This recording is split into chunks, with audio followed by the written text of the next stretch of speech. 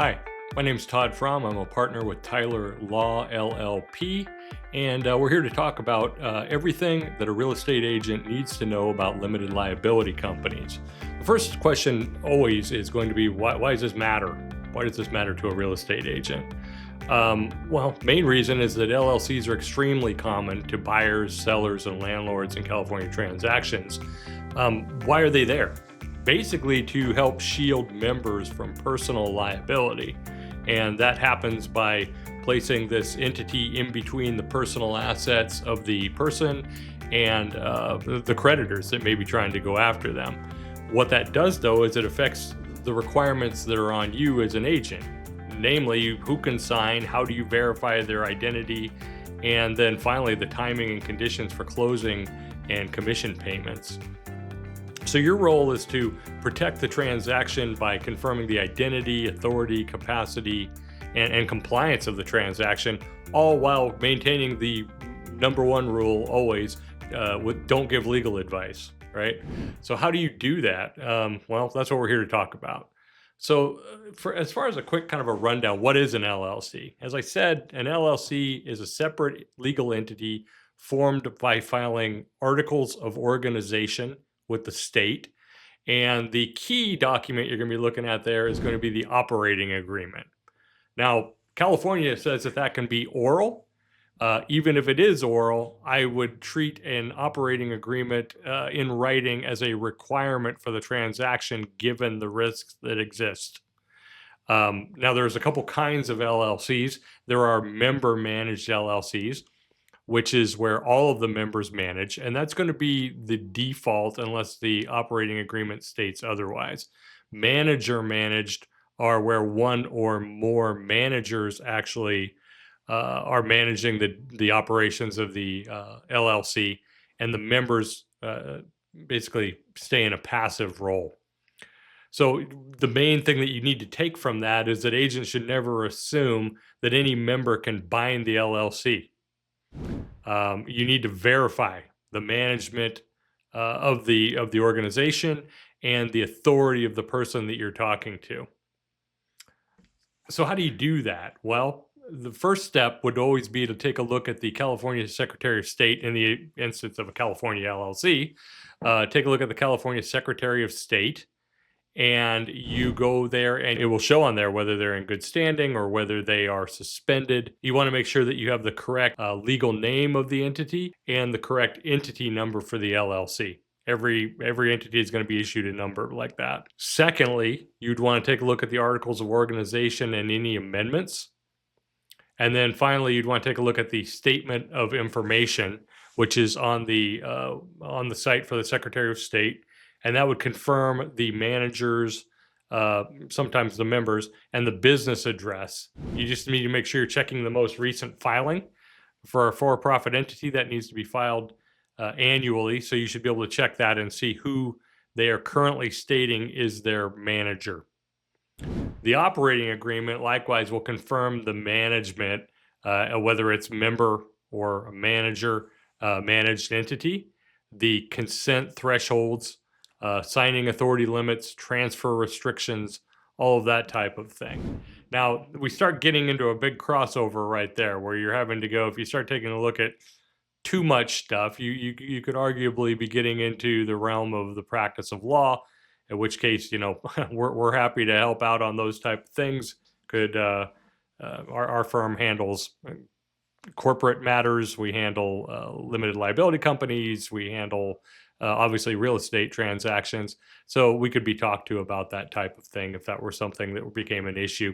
But the main thing you're trying to take a look at there is determining if the organization its operating agreement states, for instance, that it is a manager managed limited liability company, but then it also states that, hey, if we're going to be disposing of all or substantially all of the entity's assets, that's going to require sign off by the members, well, then we might have an issue if the property being sold is going to be or constitutes the all or substantially all of that LLC's assets.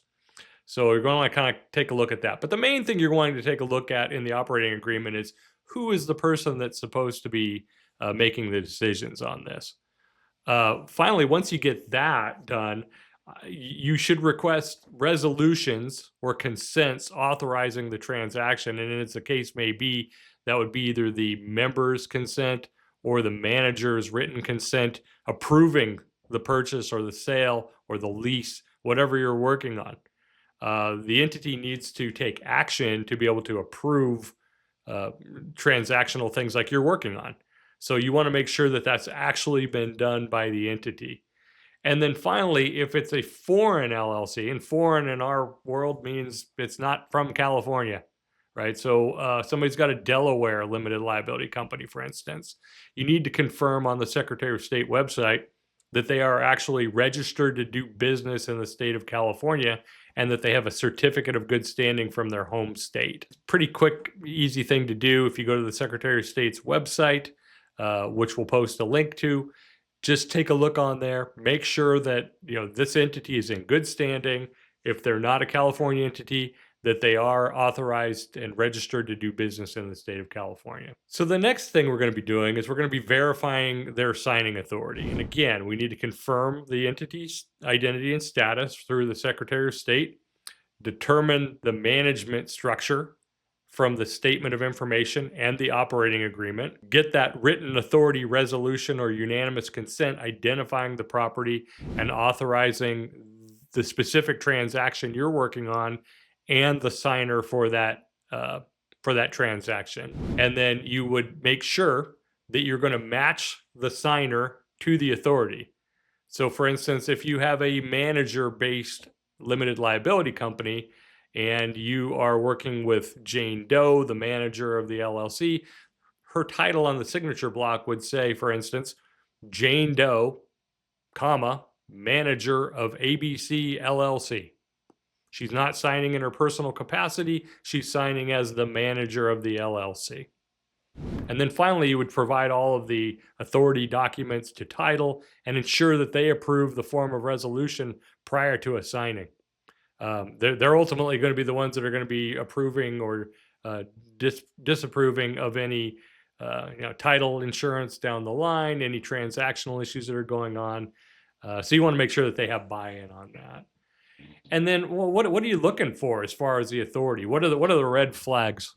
The main one would be not having an operating agreement or just a refusal to share it with you. If they're telling you that they're not willing to let you see that, you should question that and have a real discussion about, well, we need this. This is something we have to have. Secondly, the statement of information, which would be stale. For instance, it's hasn't been filed in 3 years. They may not have been suspended yet by the Secretary of State for failure to file their statement of information, but if that thing's 3 years old, you don't really know if they made any changes in the interim as to who is able to bind the limited liability company. Or secondly, that it's just inconsistent with their claim manager. If they're saying Jane Doe is the manager and they've got a statement of information that says John Smith is the manager, we've got an issue that needs to be resolved. Then thirdly, there would be a missing or a vague resolution. If they don't have any resolution at all from their entity, you need it. If they have one that's just really vague and it doesn't describe the property to be bought, it doesn't describe the price, no signer is named, that needs to be beefed up. And then also if the signer's title doesn't match the document, if they're what you're really looking for here is to make sure that a member isn't signing as the manager without authority. Now, the manager can delegate in some cases a member to sign and to bind the entity, but again, you're going to need a resolution stating that. If a member comes walking in and says, "Hi, I'm John Smith. I'm a member of this LLC. I want to sell it," and the signature authority requires a manager, well, you don't have a valid deal. And you need to make sure you get that straightened out before you spend a bunch of time on it. The other thing would be a single member LLC with outside third-party approval requirements in the operating agreement. This would be something where the operating agreement would state, again, as I said, all members are required to sign In a single member, it would be more along the lines of, hey, this other entity is required to sign off on this for this type of a transaction, and you're going to want to confirm that. The other thing you're going to be looking for here is foreign LLCs not registered to do business in California, or a name mismatch between the contract and the Secretary of State. We see that a lot of times. I mean, where it'll just be they've been operating under some other DBA, and now they're wanting to sell their property. They come into you and they tell you, "Here's the name of my business." Well, if that's not the legally existing name of the business, you need to get the correct one to make sure that you're actually contracted with the proper party. And again, we talked a bit about this, but we'll try to put up some examples for you on the correct form. Again, if it's ABC LLC, comma, a California limited liability company by Jane Doe, comma, manager, that would be the correct form generally for that. It gets more complicated though as you kind of build that up. You might have a corporation as the manager of the LLC. In that case, you might have something like ABC, comma, LLC, a California limited liability company by XYZ Management, comma, Inc., comma, its manager by John Smith, president. So it can get kind of complicated in some of those, but you just need to make sure that the actual signing is being done with the proper form to make sure that you're binding the correct person and entity. They're authorized in a certain capacity. You don't want their individual signing. You want their capacity for the limited liability company that you're contracting with. So again, when you're going through all this stuff for your documents, you need to make sure that there's an exact match between your listing agreement and or an engagement letter, whatever the case may be, and the entity name. You want to make sure that you're actually getting the proper person. You want to make sure they have the authority to hire a broker. You want to make sure that you confirmed who's paying the commission and a signature by every authorized person. Last thing I want to see is for you to go through a bunch of work, do all kinds of stuff, and find out, well, shoot, he wasn't authorized. Well, now what do? You've done a bunch of work and you have not bound the company properly. So you want to make sure you do that. As far as for the purchase and sale agreement, you want to make sure that the entity name and capacity is correct. You want to make sure that they have authority, that that the entity is making the representations and warranties that you need them to make. For a lease, same thing. I mean, you're going to need to make sure that they have, build out authority, that they have, that they have the proper insurances and indemnities and all that. That again, that's going to be based back to the authority of this signer you're working with and the resolutions of the entity. A couple minor things that we probably would want to talk about. In California specifically, it's required that LLC be in the name of the entity, and that the name on the contract must match that Secretary of State name, including punctuation, exactly right. So if they're signing up and they say, hey, the name is ABC LLC, and the proper name is actually ABC, comma, LLC, that's their name. That is their legal name, and that's what needs to appear on the documents. Again, same thing, you're going to want to make sure that on a grant deed, if it's vesting in an LLC, you're going to want to make sure that the name is correct. Now, transfer to an LLC, if it's in some cases, can trigger a tax reassessment. If they're just transferring ownership over to an LLC from their personal name, that should be a flag that they need to speak either with an attorney like us here at Tyler Law or with a tax advisor to confirm that there are no issues on that. So we talked before about the Secretary of State suspending an entity for failure to file their statement of information. Also, the Franchise Tax Board can suspend an entity, and that's going to be for failure generally to pay their annual franchise tax and fees. And why this matters to you is if the entity is suspended, under California law, an LLC cannot sue or defend in court, and they may not complete any transaction, and they can't verify anything that would complete this transaction if they are suspended. So you need to verify that they are not suspended. If they are, they need to bring that into good standing before you spend any time working on this thing, because they are legally incapable of completing a transaction without being in good standing. Let's see. I think we would want to talk about the other thing I think I'd want to talk about here would be we run into some issues with layering, and you're probably going to run into this, and that's going to be where trusts or other entities are on top of an LLC. We mentioned the one where the LLC is downline from the corporation which manages it. And the other one is where the member of the LLC is actually a trust, a corporation, or another LLC. And obviously what this does is this requires verification now of the layered ownership. You're going to want evidence of authority at each level. If it's a trust that is the owner, you're going to want a certification of trust that says who has the authority to act as the trustee of that trust, who can bind the trust, so you can make sure that down the line it flows. Same thing with the corporation. You're going to want to make sure that you've seen their bylaws, that you have some corporate resolution laying out who the players are, who is authorized to do what. The main thing that I think that I would tell you is always just verify, verify, verify. And if you have questions on it, seek those answers. Don't just say, well, it's too much work. It's not something to deal with.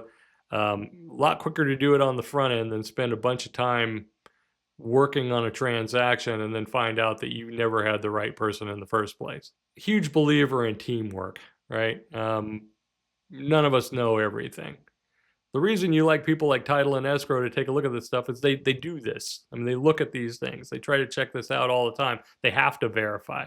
So I would get those authority documents early for review, the excerpts from the resolutions, if the operating agreement, all of that. Ask title for any required forms that they have. May that be, affidavits that they require of the entity, ALTA endorsements. Confirm the notary requirements for the entity signers. They're going to need to know the name and capacity. That has to be clear. Just get that stuff to them early so you guys can work together and make sure that you're as protected as possible. If I'm looking back at, kind of generally things that I've seen over the years that have become problems for people, probably number one I would see a contract that would be signed by a member where it's a manager-managed LLC. And it's a relatively simple fix. If you know who the person is, you make sure that the manager signed documents are signed by the manager, or that there's a resolution delegating the authority to the person that they want to sign it. Secondly, I've seen a lot of times where the wrong entity name in the PSA or the deed shows up. You have to use the exact proper name. It's unfortunately way too common where we get transactions that are done, it puts it into ABC LLC, they go to sell it later, and now we have to say ABC LLC, ABC, LLC, who erroneously took title as ABC LLC, hereby transferred. We're having to clear up things like this later, and it's just more time consuming, it's more costly to your clients. It's just better to make sure that it's right up front. Third would be failing to get internal approval before opening escrow.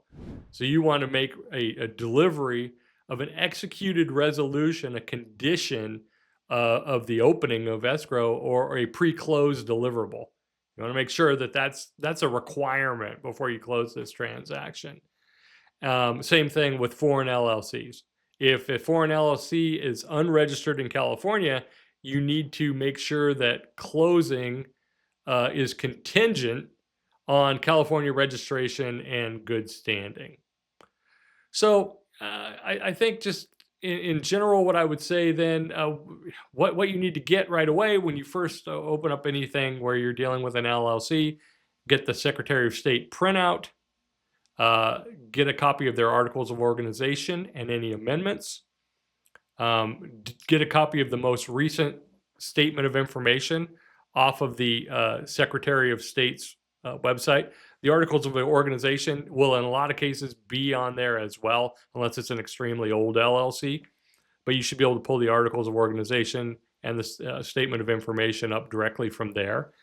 Get a copy of the operating agreement, and with specific attention to the authority sections, take a look at who you should be dealing with and whether it should be member managed, manager managed, and any resolutions that are authorizing the transaction and naming the signer, and then the certificates of good standing in California and the home state if it's foreign. So that's pretty much, I think, a good starting point on this. I know it's brief, but I hope that's helpful. Again, here at Tyler Law, we do a lot of this type of stuff. We work with corporations, we work with LLCs, we form these entities for asset protection.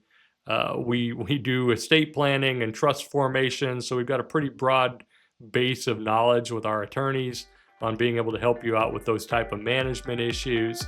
And if we can ever be of any help, always look forward to working with you, and I hope everything goes really well and that this has been helpful. Thank you.